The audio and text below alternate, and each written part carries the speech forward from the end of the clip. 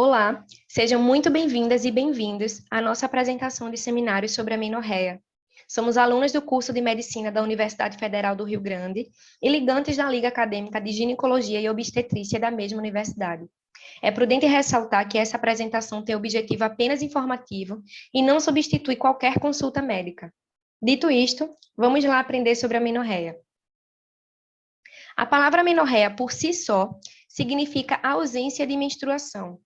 Porém, nem sempre isso é sinal de alguma patologia, pois em algumas fases da vida, a amenorreia é considerada completamente normal e, nesse caso, é classificada como amenorreia fisiológica. Aqui, pode-se observar 4 tipos de amenorreia que não são sugestivos de anormalidades. Fase pré-púbere, que é o período de infância da menina, geralmente vai até os 12 anos.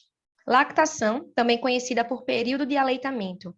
Muitas mulheres em amamentação exclusiva não menstruam, pois a prolactina, que é o hormônio produzido na hipófise que estimula a produção de leite, quando presente em altos níveis, pode promover alterações na produção dos hormônios FSH e LH, que fazem parte do ciclo menstrual. Durante o período gestacional, também não há ocorrência de menstruação. Vale ressaltar ainda a menopausa, período que marca o fim da vida reprodutiva da mulher. Além disso, em alguns casos, a ausência de menstruação é proposital e também não deve ser motivo de preocupação, como quando se utiliza pílulas anticoncepcionais de uso contínuo, ou seja, aquelas que não têm período de pausa entre as cartelas. Agora vamos partir para uma definição um pouco mais específica de amenorreia.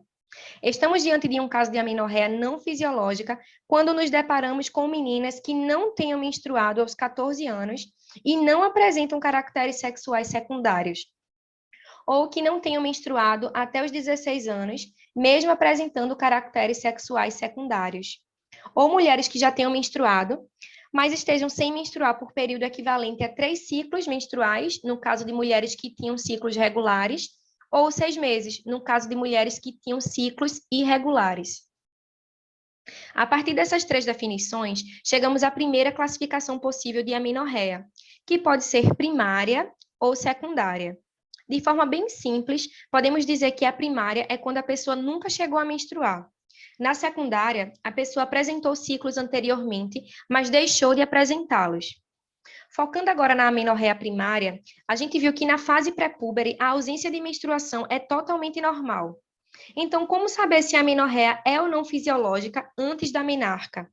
A partir de qual idade a amenorreia é um sinal de disfunção? Bom, a gente acaba voltando para as definições de amenorreia. Sem menarca aos 14 anos e sem nenhum desenvolvimento de característica sexual secundária. Ou sem menarca até os 16 anos, porém apresenta desenvolvimento de caracteres sexuais secundários. E por que é relevante notar a presença ou ausência dessas características sexuais secundárias? Porque a presença delas, que são mama, acúmulo de gordura no quadril, pelos pubianos, é um indicativo de que essa menina tem hormônios sexuais circulantes no seu corpo e está passando pelo seu desenvolvimento puberal, faltando apenas a menstruação, que é a última etapa da transição para a sua fase reprodutiva. E a conduta pode ser simplesmente esperar até os 18 anos, pois algumas meninas realmente apresentam menarca bem depois da média nacional, que é de 12 anos. E isso pode não estar relacionado a nenhum problema. Nesse caso, vale lembrar a ordem fisiológica para o desenvolvimento total das características sexuais secundárias na mulher.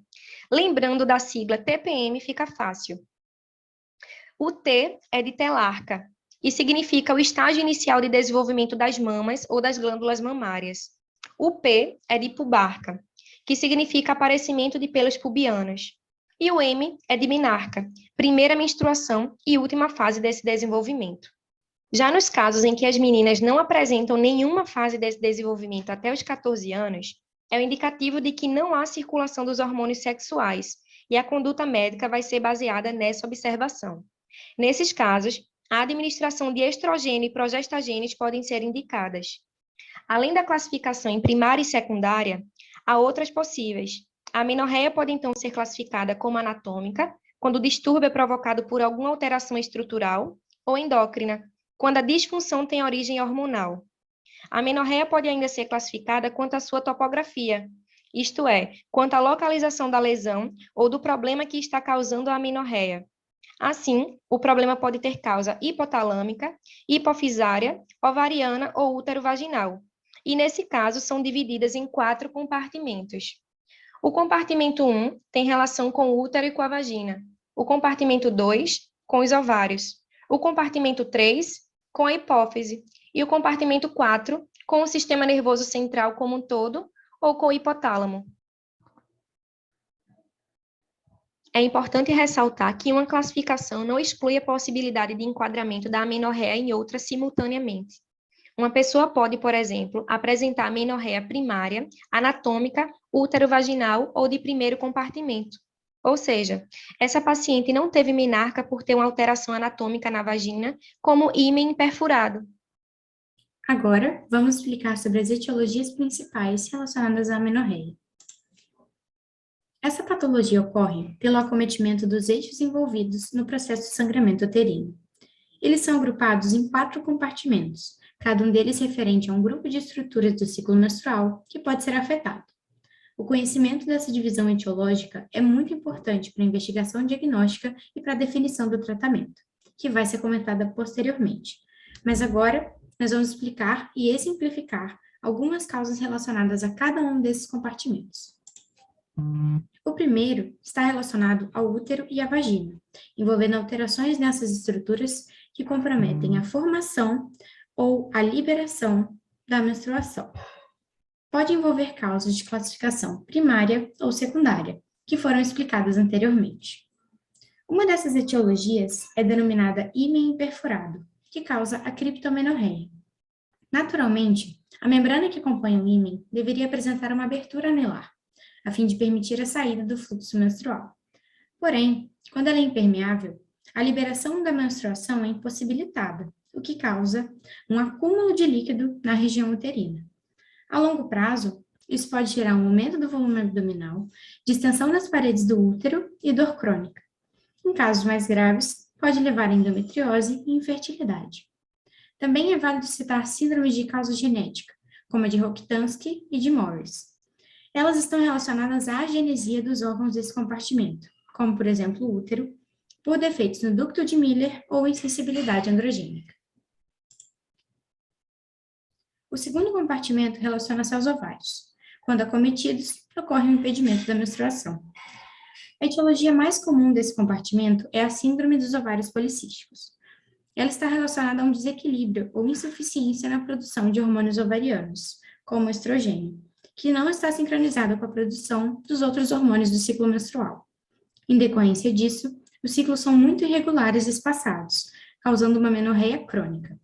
Uma característica morfológica visível nos exames de imagem é um acúmulo de cistos na região do ovário.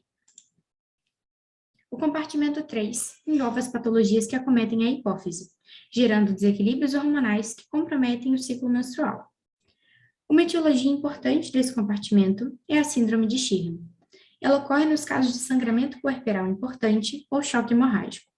Quando isso ocorre, a hipotensão substancial causa infarto hipofisiário, comprometendo a perfusão arterial dessa glândula, incluindo a adenohipófise. Consequentemente, os danos geram deficiência nas gonadotrofinas FSH e LH. Ela pode acarretar em falha nas amamentações após o parto, mas principalmente na amenorreia. Por fim, as etiologias incluídas no quarto compartimento acometem o hipotálamo, também sendo denominadas neurais ou centrais. Em geral, a amenorreia desse compartimento é causada por alterações funcionais que interferem na liberação de GNRH, o hormônio que regula a secreção de FSH e LH pela hipófise ao longo de todo o ciclo menstrual. Essas alterações podem ser causadas por questões emocionais, como estresse e transtornos alimentares, visto que a secreção de GNRH tem uma ligação direta com o sistema límbico. Um exemplo que pode ser citado é a amenorreia hipotalâmica causada por anorexia nervosa, na qual a restrição calórica grave, somada ao estresse causado pela perda de peso, pela indução de vômitos e exercícios compulsivos, são questões responsáveis, entre outras consequências, pelo comprometimento da liberação hipotalâmica de GNRH. Bom, agora nós vamos falar sobre o diagnóstico de amenorreia. Ao observarmos as etiologias mais frequentes, conseguiremos inferir que a anamnese deve ter dados fundamentais que podem estar relacionados às doenças, bem como podem tê-las causado. Sendo assim, existem informações indispensáveis a serem questionadas, como a idade, o histórico menstrual. Caso o paciente já tenha menstruado, a gente pode questionar sobre regularidade nos ciclos prévios, e caso o paciente ainda não tenha menstruado, a gente pode questionar sobre o histórico familiar, porque isso pode indicar um atraso constitucional da puberdade. Além disso, devemos questionar sobre doenças autoimunes, gravidez e amamentação, curetagem prévia, hábitos alimentares, nível de atividade física praticada, cirurgias prévias, especialmente cirurgias pélvicas, bem como quimioterapia ou radioterapia prévias, a fim de avaliar se houve um comprometimento de órgão ou estrutura específica, como, por exemplo, cérebro, hipófise ou até mesmo luar. Além disso, devemos questionar sobre medicações, com ênfase em drogas psicotrópicas e aquelas que atuam na fisiologia da dopamina. Em pacientes com amenorreia primária, a presença de características sexuais secundárias envolvidas é importante e demonstra que esteroides são formados e circulam. Como, por exemplo, a progressão normal do desenvolvimento mamário indica a presença de estrogênio circulante. O exame ginecológico deve começar com a confirmação da permeabilidade do ímen e o canal vaginal. Além disso, deve ser realizado um exame de toque retal para verificar a integridade anatômica do útero e a ausência de massas palpáveis no anexo. Mulheres e adolescentes com amenorreia primária e ausência de características sexuais secundárias envolvidas devem iniciar sua avaliação laboratorial com dosagem de hormônio folículo estimulante e hormônio luteinizante. Assim, níveis elevados de gonadotrofinas implicam que a causa do atraso da puberdade está nas gônadas, enquanto níveis baixos ou normais de FSH e LH apontam para ou atraso constitucional da puberdade, ou disfunção hipofisária, ou distúrbios hipotalâmicos. O próximo passo na avaliação de pacientes com puberdade tardia e níveis elevados de gonadotrofinas inclui a ultrassonografia pélvica, que revelará a presença ou não de folículos nos ovários e a espessura do endométrio. Além disso, o estudo cariótipo contribuirá no diagnóstico diferencial entre falência ovariana, digenesia gonadal, síndrome de Turner e síndrome de insensibilidade androgênica, uma vez que são as causas mais comuns de amenorreia primária com deficiências cromossômicas subjacentes. É importante ressaltar que todas as pacientes amenorreicas com desenvolvimento puberal normal e amenorreia primária devem se submeter a exame ginecológico de toque retal, além de ultrassonografia pélvica, a fim de excluir a existência de um defeito anatômico congênito da via de saída. Além disso, meninas com desenvolvimento puberal normal e amenorreia primária, nas quais foi descartada a possibilidade de malformações congênitas do trato genital, devem ser avaliadas posteriormente seguindo o algoritmo para amenorreia secundária. A avaliação de uma paciente com amenorreia secundária deve começar com a exclusão da gravidez. Então, a gente deve questionar acerca da data da última menstruação, se a alteração foi abrupta ou gradual, a atividade sexual e, sobretudo, a contracepção da paciente. Após excluir a gravidez, a gente deve seguir com a busca de sinais de hiperandrogenismo clínico, como acne, hirsutismo, engrossamento da voz, muscularização e clitoromegalia. Na presença de hiperandrogenismo clínico, níveis de FSH, LH, testosterona e sulfato de desidroepiandrosterona devem ser medidos. Já na ausência de sinais clínicos de hiperandrogenismo, deve-se realizar a medição dos níveis de FSH, LH, TSH e prolactina, uma vez que a amenorreia secundária pode ser o resultado de hiperprolactinemia ou até mesmo uma desregulação da glândula tireoide. Agora eu vou falar sobre evidências relacionadas a esses níveis medidos. A elevação leve a moderada dos níveis de testosterona em relação LH-FSH acima de 2 geralmente sugerem síndrome do ovário policístico. Além disso, níveis séricos de desidroepiandrosterona entre 5 e 700 mg por decilitro requerem investigação adicional da função da glândula adrenal, com medição da concentração sérica de 17-hidroxiprogesterona.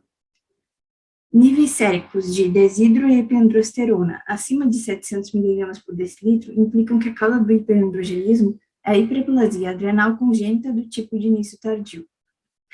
É interessante ressaltar que em pacientes com amenorreia secundária em níveis séricos normais de andrógenos, apesar da presença do hiperandrogenismo clínico, o teste de provocação com progesterona deve ser realizado para avaliar os níveis de estrogênio circulantes e seu efeito sobre a função endometrial.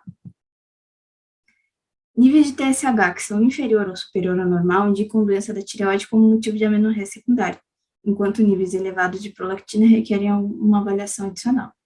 Se os níveis de FSH e LH estiverem elevados juntamente com os níveis normais de TSH e prolactina, a causa mais provável da amenorreia secundária é a falência ovariana. Quando os níveis hormonais referidos estão dentro da faixa normal, o teste de provocação de progesterona deve ser realizado. E se não houver sangramento de privação após esse teste, deve-se realizar o teste de desafio de estrogênio e progesterona para assegurar a função endometrial normal.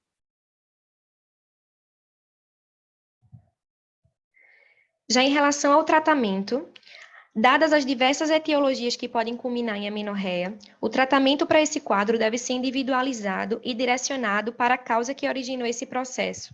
Além disso, deve-se considerar as expectativas da paciente, em especial reprodutivas e sexuais. O que esse texto está querendo dizer é que a amenorreia não é o problema em si, mas uma consequência de alguma disfunção que deve ser investigada e tratada, caso não seja uma amenorreia fisiológica. Como as causas e os tratamentos são variados, vamos explanar o que pode ser feito considerando apenas 3 das etiologias.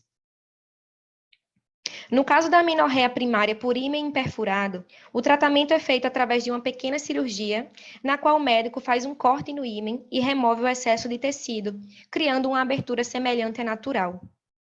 No caso da síndrome do ovário policístico, o tratamento é sintomático e direcionado de acordo com a manifestação clínica, com o desejo de contracepção ou gestação e a presença de distúrbios metabólicos associados.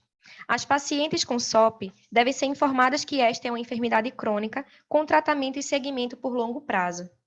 Nas mulheres com SOP que não desejam engravidar, o tratamento padrão e de primeira linha e o mais conveniente é o uso de métodos contraceptivos hormonais, especificamente os contraceptivos hormonais orais combinados, que podem regularizar os ciclos menstruais. Já no caso de amenorreia provocada por alterações emocionais e distúrbios alimentares, a conduta é recomendar acompanhamento psicológico e nutricionais.